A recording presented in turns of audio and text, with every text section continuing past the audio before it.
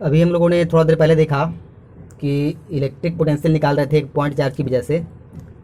अब जो कि कोई कह दिया कि एक रिंग है और इस पर जो कि क्यू चार्ज है और उसकी वजह से एक्सिस के along point P distance point p पर जो कि डिस्टेंस आर है उस पॉइंट पर पोटेंशियल पूछ रहा है। इस रिंग की वजह से जो रिंग का रेडियस दिया हुआ है ए है और इसके ऊपर चार्ज स्मॉल क्यू है, जो सेंटर है उससे पॉइंट पी का डिस्टेंस आर है, तो पॉइंट पी पर इलेक्ट्रिक पोटेंशियल पूछेगा। तो क्या करना है इसके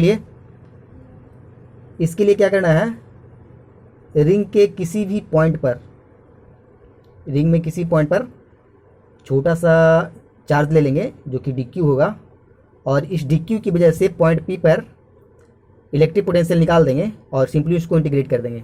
तो पॉइंट पी पर इलेक्ट्रिक पोटेंशियल ज्ञात करने के लिए ये वाला जो डिस्टेंस है वो वाला होना ज्ञात बहुत ज़रूरी है। तो ये जो डिस्टेंस है पॉइंट ये चार्ज डी क्यू से लेकर के पॉइंट पी तक, ये डिस्टेंस कितना हो जाएगा, ये आर और ये ए, तो ये under root r square plus ए स्क्वायर हो जाएगा। अब है जो कि क्या करना है, सिंपली डी क्यू की वजह से जो पोटेंशियल होगा पॉइंट पी पर वो क्या हो जाएगा, K D Q by R. R कितना है, root under R square plus A square, A यहाँ स्क्वायर मिस हो गया था। अब जो नेट पोटेंशियल है वो क्या हो जाएगा, यहाँ पर जो डी क्यू है पूरे को इंटीग्रेट कर देंगे, इंटीग्रेशन डी क्यू इज, इसको भी इंटीग्रेट कर देंगे, k D Q by under root r square plus A square. दोनों को जब डी क्यू को इंटीग्रेट करेंगे तो ये क्या हो जाएगा, क्यू हो जाएगा। इंटीग्रेट क्यों कर रहे हैं, क्योंकि यहाँ पर डी क्यू है और पूरे चार्ज पर हमको निकालना है, पूरे चार्ज की वजह से जो रिंग के ऊपर है, तो उसको सिंपली इंटीग्रेट कर देंगे तो पूरे चार्ज की वजह से निकल जाएगा। यहाँ पर अभी जो निकाले हैं ये किसकी वजह से निकाले हैं, सिर्फ जो छोटा स्मॉल चार्ज डी क्यू लिए थे उसकी वजह से। तो जब डी क्यू को इंटीग्रेट किया तो ये क्यू हो गया और इंटीग्रेशन करके क्या आ जाएगा, जो कांस्टेंट है वो बाहर निकल जाएगा। तो कांस्टेंट कौन कौन है, के, और नहीं ये डिस्टेंस बदलने वाला है, ये रेडियस, और नहीं ये डिस्टेंस बदलने वाला है तो वो भी बाहर निकल जाएगा, आर स्क्वायर प्लस ए स्क्वायर। और इंटीग्रेशन ऑफ डी क्यू, और डी क्यू को जब इंटीग्रेट कर रहे थे तो क्या जा रहा था, क्यू। तो इस प्रकार से रिंग की वजह से उसके एक्सिस के अलोंग पॉइंट पी पर जो कि डिस्टेंस आर है उस पॉइंट पर इलेक्ट्रिक पोटेंशियल हम लोग को आ गया k q by under root r square plus A square.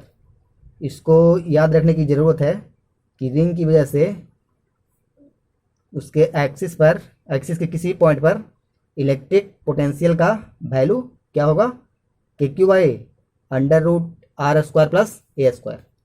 अब कोई कह देगा कि इस रिंग के सेंटर पर क्या होगा, रिंग के सेंटर का मतलब आर क्या हो जाएगा, 0। तो एट सेंटर पोटेंशियल क्या हो जाएगा, आर का वैल्यू 0 हो जाएगा। तो के क्यू बाई और अंडर रूट के अंदर ए स्क्वायर मतलब ए, ये किसके कहाँ पर होगी, ये सेंटर के ऊपर इलेक्ट्रिक पोटेंशियल। ये भी कर सकता है कि किस पॉइंट पर इलेक्ट्रिक पोटेंशियल मैक्सिमम होगा, किस पॉइंट पर मिनिमम होगा, किस पॉइंट पर पॉजिटिव होगा, किस पॉइंट पर नेगेटिव होगा, इस पर भी क्वेश्चन आ सकता है। तो यहाँ पर हम लोग उस अनुसार से देख सकते हैं कि जैसे जैसे आर का वैल्यू बढ़ते जाएगा, जैसे जैसे आर का वैल्यू बढ़ते जाएगा मतलब नीचे बढ़ रहा है, तो ये जो पोटेंशियल होगा वो क्या होगा, घटता जाएगा।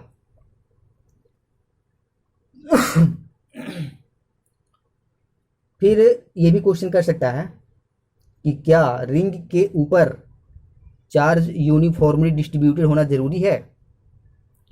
ये कोई ज़रूरी नहीं है, क्योंकि अभी हम लोगों ने जो देखा यहाँ पर कि जो डी क्यू था उसको इंटीग्रेट किया तो क्यू आया, तो कहीं पर भी ज़्यादा रहे कहीं पर भी कम रहे उससे कोई दिक्कत नहीं है। जब डी क्यू को इंटीग्रेट करेंगे पूरे रिंग की वजह से तो वो चार्ज क्या है, क्यू ही आएगा, तो वो कोई ज़रूरी नहीं है कि वो यूनिफॉर्मली डिस्ट्रीब्यूटेड होना चाहिए। ठीक है। अब फिर है कि ऐसा पूछ सकता है कि इलेक्ट्रिक फील्ड के डायरेक्शन में यदि हम लोग जाते हैं तो पोटेंशियल का वैल्यू घटेगा कि बढ़ेगा, ये कैसे हम लोग पता करेंगे। तो इसके लिए भी हम लोग देख लेते हैं कि इलेक्ट्रिक फील्ड के डायरेक्शन में यदि चलते हैं तो इलेक्ट्रिक पोटेंशियल पर क्या प्रभाव पड़ता है। तो पॉइंट के रूप में लिख लेते हैं। यहाँ पर उसको समझने के लिए यहाँ पर फिर से कैपिटल क्यू और चार्ज लेते हैं और पॉइंट पी यहाँ पर लेते हैं। इलेक्ट्रिक फील्ड का डायरेक्शन क्या होगा, इधर होगा। इस चार्ज की वजह से इलेक्ट्रिक फील्ड का डायरेक्शन इधर ही होगा। यहाँ पर जो पोटेंशियल होगा वो क्या हो जाएगा, कैपिटल के कैपिटल क्यू बाई आर। अब जैसे जैसे यहाँ तक डिस्टेंस है जो कि आर है, जैसे जैसे इलेक्ट्रिक फील्ड के डायरेक्शन में बढ़ते जाएंगे, मतलब आर का वैल्यू बढ़ते जाएगा। जैसे जैसे इलेक्ट्रिक फील्ड के डायरेक्शन बढ़ते मतलब आर का वैल्यू बढ़ते जाएगा। जब नीचे में बढ़ेगा तो ये पूरे जो सिस्टम है इसका वैल्यू क्या हो जाएगा, डिक्रीज हो जाएगा। तो यहाँ पर ध्यान देना कि इलेक्ट्रिक फील्ड के डायरेक्शन में जब भी हम लोग जाएंगे तो पोटेंशियल का वैल्यू घटेगा। इसका कोई ज़रूरी नहीं है कि सिर्फ यहाँ पर पॉजिटिव चार्ज लेंगे, निगेटिव चार्ज भी लेकर के देखते हैं कि यहाँ पर यदि माइनस चार्ज है प्लस क्यू चार्ज की जगह पर। अब यहाँ पर जो प्लस क्यू चार्ज है यहाँ पर हम लोगों ने माइनस कैपिटल क्यू चार्ज मान लिया और पॉइंट पी पर पोटेंशियल का वैल्यू क्या हो जाएगा, माइनस के क्यू बाई आर होगा कि नहीं होगा। यहाँ पर जो दोनों के बीच का डिस्टेंस है वो आर है। यहाँ पर पॉइंट पी पर इलेक्ट्रिक फील्ड का डायरेक्शन किधर होगा, इधर होगा कि नहीं होगा। इलेक्ट्रिक फील्ड पर माइनस क्यू चार्ज की वजह से इलेक्ट्रिक फील्ड का डायरेक्शन क्या होगा, पॉइंट पी पर माइनस चार्ज की ओर होता है ना। ये तो हम लोग पहले ही देख चुके हैं। यहाँ पर देखेंगे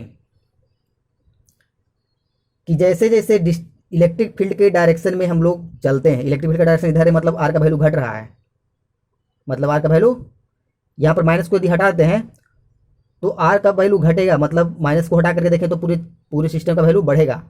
और जब वैल्यू बढ़ता है माइनस में, इसका मतलब पूरे सिस्टम का जो वैल्यू है वो क्या होगा, घटेगा।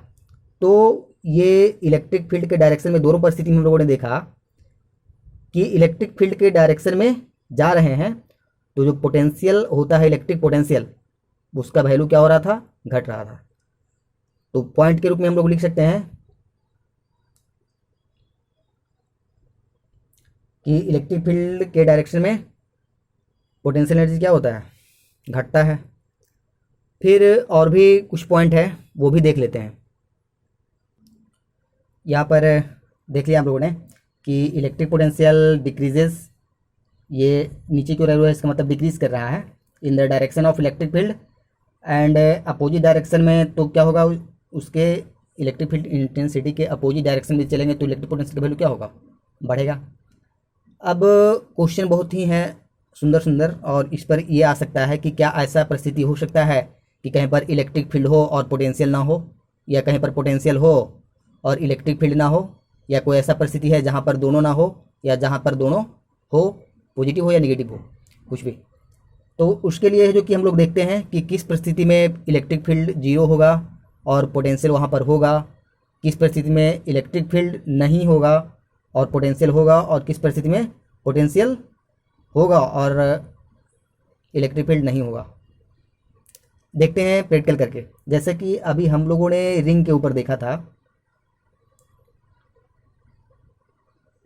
रिंग पर अभी हम लोगों ने चर्चा किया था, तो इसमें देख रहे थे कि सेंटर के ऊपर, सेंटर पर इलेक्ट्रिक फील्ड था और पोटेंशियल नहीं था।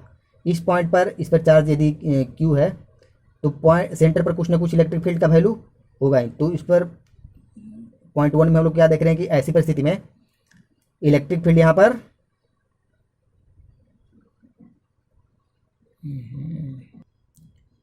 सेंटर पर जो कि पोटेंशियल था वो कितना था, के क्यू बाई ए था यदि इसका रेडियस ए है तो।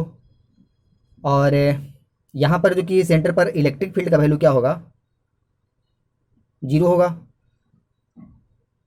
तो ऐसी परिस्थिति में हम लोग क्या देख रहे थे कि जो इलेक्ट्रिक फील्ड है ऐसी परिस्थिति में वो जीरो है और पोटेंशियल जीरो नहीं है। ऐसी परिस्थिति में इलेक्ट्रिक फील्ड जीरो है और पोटेंशियल जीरो नहीं है। कब? रिंग के सेंटर में। फिर एक सिचुएशन ऐसा है, यहाँ पर आपको देखना है डायपोल के बारे में। ये मान लेते हैं डायपोल है और इसका ये प्लस क्यू चार्ज है, इसका ये माइनस क्यू वाला पोल है। इसके मिडिल पॉइंट पर हम लोग देखते हैं, यदि देखेंगे तो जो मिडिल पॉइंट है यहाँ पर पॉइंट पी ले लेते हैं, परपेंडिकुलर बाइसेक्टर है। इस पॉइंट पर इलेक्ट्रिक फील्ड का वैल्यू क्या होगा? इलेक्ट्रिक फील्ड का डायरेक्शन जो होगा वो कुछ इस प्रकार से होगा, पॉजिटिव चार्ज से निगेटिव चार्ज की ओर। इस पॉइंट पर, पॉइंट पी पर पोटेंशियल क्या होगा? यहाँ पर कुछ ना कुछ इलेक्ट्रिक फील्ड होगा, तो potential not equal to zero. लेकिन पॉइंट पी पर यदि हमको कहेगा, इसका मान लेते हैं एल और ये डिस्टेंस ए मान लेते हैं, तो पॉइंट पी पर पोटेंशियल क्या होगा? तो सबसे पहले माइनस क्यू चार्ज की वजह से, माइनस क्यू चार्ज की वजह से माइनस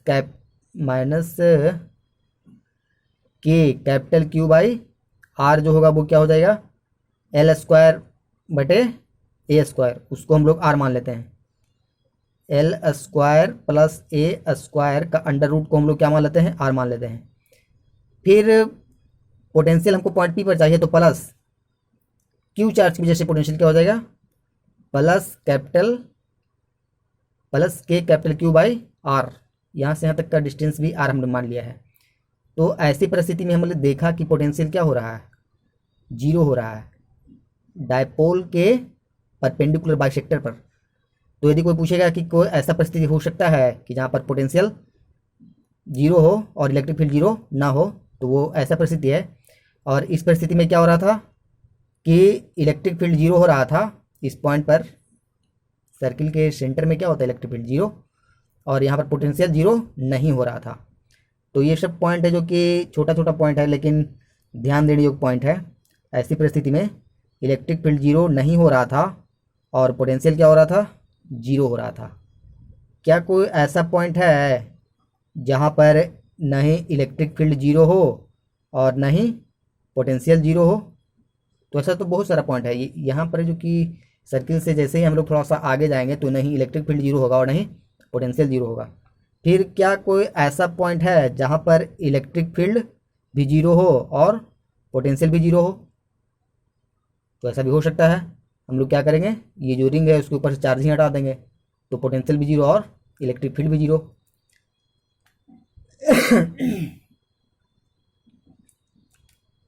यहाँ पर हम लोगों ने देखा कि डायपोल के जो परपेंडिकुलर बाइसेक्टर होते हैं, यहाँ पर जो कि पोटेंशियल का वैल्यू क्या हो रहा था? जीरो हो रहा था।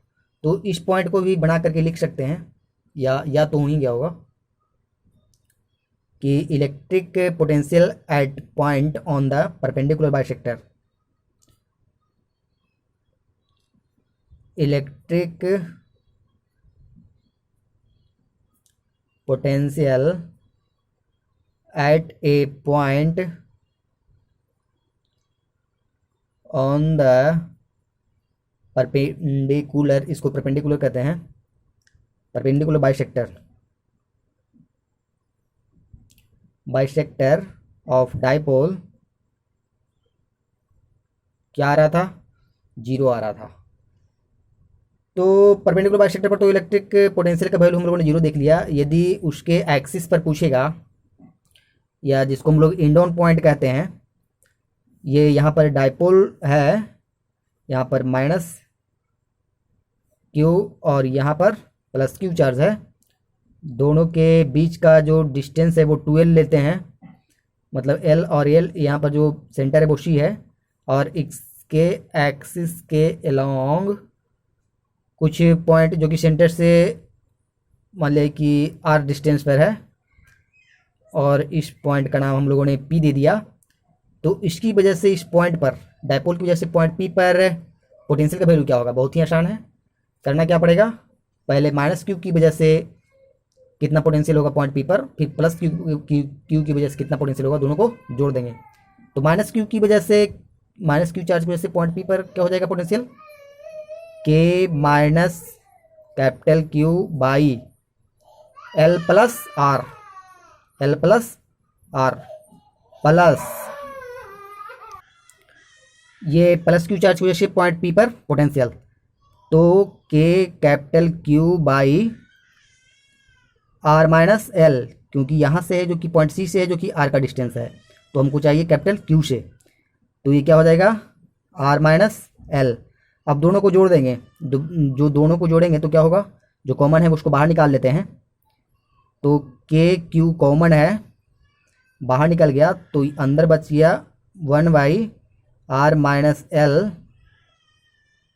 Minus 1/r plus L. किया कुछ नहीं है, बस इसको जो आगे था उसको पीछे कर दिया, जो पीछे उसको आगे और कॉमन लेकर बाहर निकाल दिया है। यहाँ पर जो कि कैलकुलेशन करेंगे तो क्या हो जाएगा, के क्यू एलसीएम लेंगे तो r square minus l square हो जाएगा, और ये आर प्लस एल माइनस है तो minus r plus l, r r cut जाएगा, और यहाँ पर जो कि आ जाएगा, यहीं पर थोड़ा सा देख लेते हैं हम, k capital q 2l by r square minus l square. यहाँ पर देखना है इस वाले पॉइंट को कि q इंटू 2l क्या होता है, q into 2l is equal to p होता है, तो इसको इसलिए इससे जो कि हम लोग क्या लिख सकते हैं, k p by r square minus l square. समझने में कोई दिक्कत, हमें तो नहीं लगता है किसी को कोई दिक्कत हुआ होगा।